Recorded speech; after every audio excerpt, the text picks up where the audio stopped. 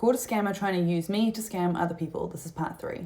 So this person's trying to come on my podcast making sense and talk about how they paid off so much debt, but some things in their story are not sitting right with me.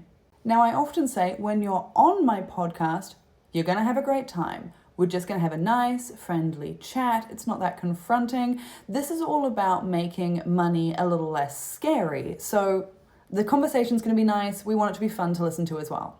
The hard part is getting on the podcast in the first place. Because heaps of people try to come on. My podcasts are often covered in news media elsewhere. It's the #1 business podcast in New Zealand. It's got a pretty big audience. So, I have a responsibility to make sure that what people are saying is true. I investigate them before they even come on in the first place.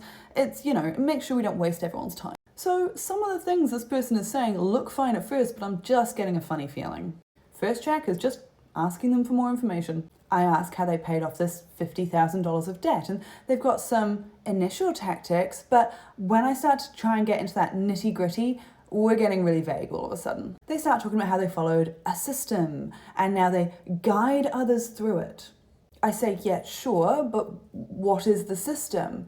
And then they start talking in these really vague metaphors. And it's giving life coaching meets money advice meets something else. At this point, I'm getting annoyed, and it's like, okay, it's time for a proper deep dive on this person.